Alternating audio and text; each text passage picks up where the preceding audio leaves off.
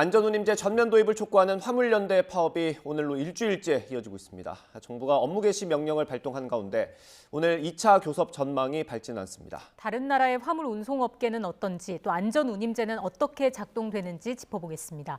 김성희 고려대학교 노동문제연구소 교수 나오셨습니다. 어서 오십시오. 어서 오십시오. 네. 일단 안전운임제가 어떤 제도라는 건 아마 대부분 알고 계실 것 같고요. 이 제도가 우리나라에만 있는 건 아니라고 알고 있습니다. 세계적인 추세가 좀 어떻습니까? 예, 세계적으로 많이 있는 제도는 아닙니다.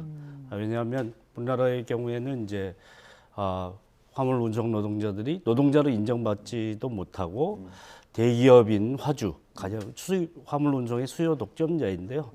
굴지의 대기업과 재벌 기업들이 다 포함돼 있죠. 예. 그런 곳과 교섭할 수 있거나 협의를 못합니다. 그래서 유류가가 인상돼도 그걸 운임으로 보장받지 못하니까 생존권 위기로까지 몰리게 되는 것인데, 다른 나라의 경우는 이게 이 화주와도 노동자들이 교섭을 하는 것이죠. 예. 교섭권을 가질 수 있는 거죠. 산업 업종별로 다 이루어지니까 가장 노동자의 권리가 높다는 북구 스웨덴 같은 경우에 이런 제도 없죠. 왜?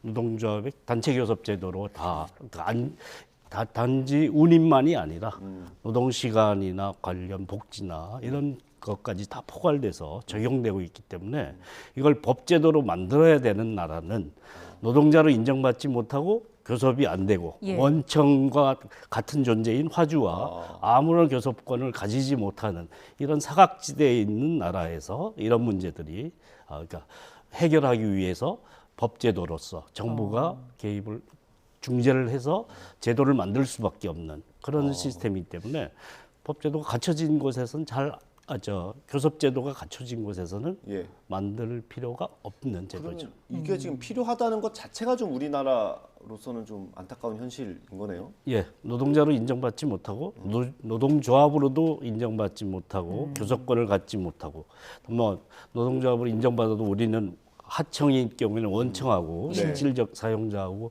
교섭을 못하지 않습니까? 네. 이런 상태에 처하기 때문에 우리 그 법의 사각지대, 인정받지 못하는 사각지대 속에서 그 진공 공간을 메울 어떤 생존권을 보장하기 위한 다른 장치가 불가피하다라고 할 수 있겠죠. 예, 그 해외 사례를 좀 짚어보겠습니다. 국가 단위로도 호주가 가장 먼저 도입한 걸로 알고 있는데 지금은 주 정부에서만 시행을 하고 있는 거죠? 예, 그렇습니다. 연방 차원에서 도입된 것은 호주도 정부가 중재제도나 노사관계에 대한 그 조정 영향이 높았던 나라인데 예. 영미권 중심의 신자유주의 위헌화 외주화 바람이 우리와 비슷한 상황으로 다단계 하도급 구조를 만들었습니다. 예. 그러니까 적정 운송료가 책정되지 않는 거죠. 예. 그래서 만들어진 게 도로안전운임제를 연방 차원에 실시했는데 네. 그런데 2016년에 보수 정부가 집권하면서 이제 예. 연방 차원 전국적 적용을 폐지를 했고 그래서 주정부 차원에서 이루어지고 있는데 네.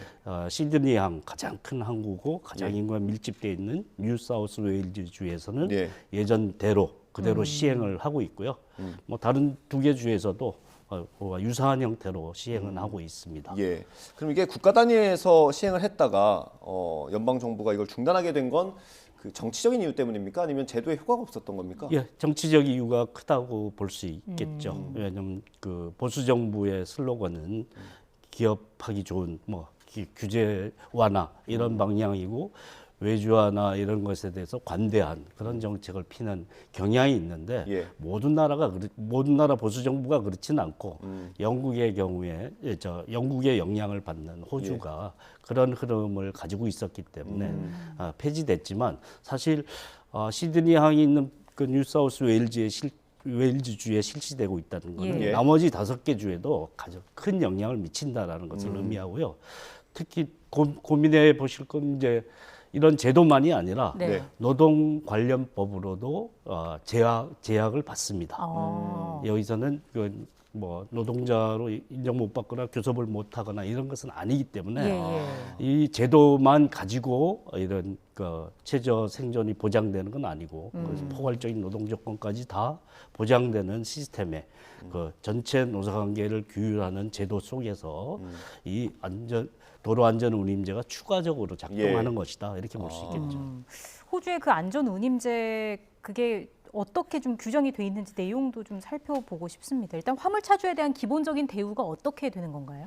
예, 화물차주는 이제 노동자라는 것에 대해서는 부인하지 않는 것이죠. 다단계 하도급 구조에 뭐 이런 개인 사업자처럼 신분을 만들어는 것은 사실인데 예. 그렇다고 해서 교섭을 못하거나 노동조합을 못 만들거나 이런 것은 아닙니다. 그래서 노동조합을 만들 권리는 자기선언적 권리라고 그건 누가 주어지는 권리가 아니죠. 예. 우리나라도 뭐 허가제에서 신고제로 바꿨대지만 너희들은 노동자가 아니니까 노동조합을 할 수 없고 교섭도 할 수 없다 이렇게 돼 있는 거지 않습니까? 예. 그런 상태에서 벗어나 있기 때문에 포괄적인 노동 조건에 대해서 사용자와 협약을 맺죠. 그럴 수 있는 권리를 가지고 있기 때문에 이런 운임만이 아니라 예. 소득 보장만이 아니라 노동 시간이든 건강과 관련된 문제, 안전과 관련된 문제까지. 네. 그래서 우리나라는 최소한 생존권 보장에는 운임만 하는 것도 논란이 되고 있는데 예. 사실 시간이나 뭐 이런 그 각종 복지제도나 그런 무슨 일이 생겼을 때 그거를 보장해 줄 수 있는 체계 예. 시스템이라는 게 갖춰져야 되는데 예. 자영업자 신분이 없지 않습니까? 예. 그런 것에 대해서 호주에서는 포괄적으로 보장하는 시스템 안에 있다라고 볼 수 있겠죠. 잠깐 언급을 해주셨는데 이게 호주에서 지금 운송이나 화물 운임을 바라보는 그 기본 개념 자체가 우리랑 좀 많이 다른 것 같더라고요. 저희가 그래픽으로 하나 준비했는데 호주 교육고용노동경제부에서 만든 자료를 저희가 인용을 해서 정리를 했습니다. 이거 보면서 좀 설명을 좀 해주실까요? 예. 위험한 운전 행위를 유도하는 5가지가 이제 우리는 낮은 운임이 과속, 과적 뭐 이런 거 장시간 운송과 다 연관돼 있다고 하는데 그 맞는 사실이긴 하죠. 예. 낮은 운임만이 아니라 그와 관련된 다른 것까지 다 무급 노동 시간에 대해서도 다루고 있고요. 예. 성과에 기반한 운임 지급 방식을 한다면 과로 과적의 위험성이 높죠. 네. 장시간 운전의 위험이 크다라는 거고요. 그래서 법 위반을 유도한 비현실적인 요구에 대해서 엄격하게 다루고 있습니다. 그다음에 이제 이런 5가지 원칙이라는 게 작용하는 데 있어서 제도만 만든다고 되는 것이 아니라 도로안전운임관리위원회라는 게 예. 상설기구로 설치돼서 상시적인 감독과 그 지도가 이루어지고 있는 거죠. 예. 준수 여부를 확인하는 장치가 체계적으로 만들어져 있습니다. 우리나라는 이제 만들어진 게 운임과 관련된 안전 운임 신고센터인데 뭐 형식적인 기구라고 할 수 있겠죠. 그래서 이런 걸 체계적으로 언제든지 추가적인 수익을 얻고자 하는 욕구에 이런 안전의 문제가 방치되기 쉽지 않습니다. 예. 그걸 방비하기 위한 상설적인 기구가 있다라는 것이고요. 그 위원장, 1대 위원장이 이제 공정거래위 부위원장 뭐 이런 그 다뤘던 사람 예. 이런 기업 간 관계에 대해서 정통한 사람이 위원장을 할 정도로 굉장히 강한 그 감독기구로서 존재한다라는 네. 점도 중요하게 봐야 되겠죠. 그러게요. 호주에서 그 안전 운임이라고 하는 게 말 그대로 국민의 안전과 연결지어보는 의미가 큰 것 같고요. 실제로 건강이나 안전 관련 훈련, 교육 이런 것도 규정하고 있다고요.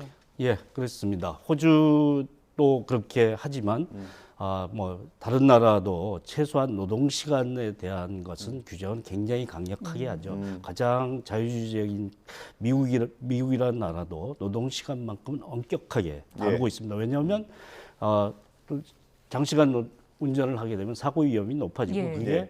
자신의 위험만이 아니라 국민의 생명과 안전에도 굉장히 위협이 될 수 있기 때문에 예. 굉장히 대형차가 초래하는 사고는 크지 않습니까? 예. 그러니까 이런 문제에 대해서 EU의 규정도 굉장히 강력하게 작동하고 있고요. 그래서 노동시간 규정이 그 운임 책정만큼이나 중요하게 다뤄지고 있고 안전 교육이나 예. 또 이 그 교육 훈련을 제대로 받아야 되는 그런 그 절차도 잘 규정되어 있습니다. 그래서 예. 단지 그 생존권을 보장하는 시스템을 넘어서 예. 생명과 안전을 중시하는 그런 관련된 노동 조건까지 예. 잘 규정돼 있다 이렇게 볼 수 있겠죠. 그 호주 제도 특징 가운데 하나가 공급 사슬이라고 부르는 것의 최정점에 있는 그 사업자 책임을 좀 강력하게 규제한다는 건데 우리나라로 치면 아까 말씀해주신 뭐 화주. 대기업이 될 수도 있는 화주가 되겠죠. 어느 정도로 강력하게 책임을 묻습니까? 예, 수출입 대기업이 뭐 컨테이너선이 대표적으로 그런데요. 예, 화주에 대한 화주가 이 당사자로서 명확하게 책임 구조에 있다라는 것을 명시하고 있습니다. 예. 우리는 이제 안전운임제 하에서 운임을 책정하는데 결정적인 역량을 가진 화주가 같이 참여해야 된다 정도를 규정하고 있고 예. 뭐 낮은 처벌 수준을 가지고 있는데 처벌 수위도 높고요. 또 예. 한편으로 관련 노동관계법에 의해서 공정노동법이라고 하는 호주의 법 체계 속에서 이런 위반했을 경우에 예. 제재 조치가 다 따른다라는 점도 예. 중요한 사안이라고 볼 수 있겠죠. 이게 호주의 지금 저희가 다루고 있는 이 제도와 노동 관련된 법안들이 좀 보조를 맞추는 그런 성격이 있는 겁니까? 그렇죠. 서로 보완되는 거고 그런 제도가 잘 갖춰져 있고 교섭권이 확립되어 있는 산별 수준에서 원청과의 교섭이든 하청과의 교섭이든 상관없이 포괄되어 있는 예. 그런 나라에서는 이런 제도가 없는 거고요. 거기에 사각지대가 좀 존재하니까 이 호주에서는 이런 제도를 통해서 보완하는 시스템을 가지고 있는 건데 또한 공정노동법에 의해서도 철저히 감독될 수 있는 예. 그런 병행 관리 체계다 이렇게 볼 수 있겠죠. 그렇군요. 이것도 좀 궁금하더라고요. 지금 우리나라 상황을 보면 파업과 업무 개시 명령으로 충돌을 좀 한 상황이잖아요. 업무 개시 명령이라는 거는 해외에서는 어떻게 되고 있습니까? 예, 업무 개시 명령이 다른 나라에 있는지 사례 찾기는 참 상당히 어려운데요. 왜냐하면 우리나라의 특수한 그런 제도라고 볼 수 있습니다. 94년에 처음만 의사법, 약사법에 도입됐는데 사실은 도입 근거는 우리나라 헌법에 근로의 의무가 있지 않습니까? 예. 권리자 의무인 게 두 가지 중에 하나가 근로인데 근로의 의무라는 게 도대체 무엇을 의미하는지 구시대적으로 생각하면 문제가 생길 수 있는 사안입니다. 그래서 강제노동 금지라는 게 헌법에도 규정돼 있고 관련 법에도 있고 예. 우리가 가입한 아이로 헌장에도 있는 예. 중요한 사안입니다. 그런데 그 강제노동 금지 조항과 충돌 사안이 되는 그런 예. 사안이고요. 그다음 직업 선택의 자유나 뭐 이런 그 자유권의 맥락에서 봤을 때 근로의 의무가 모호하기 때문에 우리나라는 그걸 가지고 있기 때문에 근거로 이 업무 개시 명령이라는 걸 도입할 수 있다라고 얘기했지만 여전히 우리나라 법 체계에서도 충돌, 헌법 위반 여부가 쟁점이 될 수 있는데 예. 다른 나라의 경우에는 근로의 의무를 가진 나라는 별로 없기 때문에 강제노동 금지나 직업 선택의 자유에 저촉될 가능성이 굉장히 높아서 예. 이런 제도가 거의 없을 것이다라고 생각합니다. 예. 오늘 저희가 안전운임제와 비슷한 제도를 운영하고 있는 호주 사례를 집중적으로 살펴봤는데 어떻든 뭐 산업과 노동 환경이 다르지 않겠습니까? 무조건 추출수는 없는 노릇이고요. 우리나라에서 어떤 방향으로 좀 이번 논의가 진행이 됐으면 좋을지 교수님 생각 마지막으로 듣고 마무리하겠습니다. 예, 법의 사각지대에서 불가피하게 운임을 통해서라도 생명과 안전을 좀 더 지키는 제도를 정도라도 갖추는 게 필요하다. 이런 공감대는 있다라고 생각을 합니다. 예. 이 제도는 유지되는 게 필요한데 여전히 이제 또 6월에 1차 파업 이후에 또 한 번 하게 된 게 그때 합의가 완결되지 않았기 때문에 생긴 거거든요. 예. 연장이냐 뭐 일몰제를 아예 폐지하고 상시 제도화하느냐 하는 첫 번째 쟁점과 두 번째 적용 범위가 컨테이너와 시멘트 운송에만 적용되는데 네.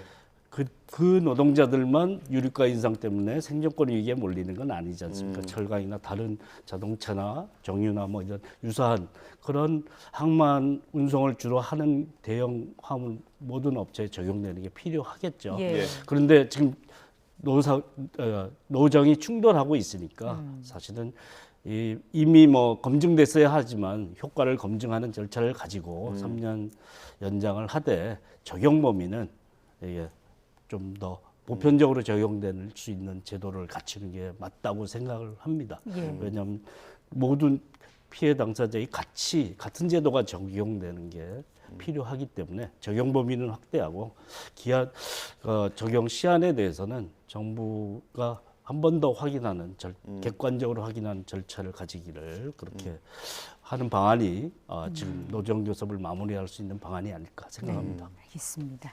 여기까지 이야기 듣겠습니다. 김성희 고려대학교 노동문제연구소 교수와 함께했습니다. 고맙습니다. 고맙습니다.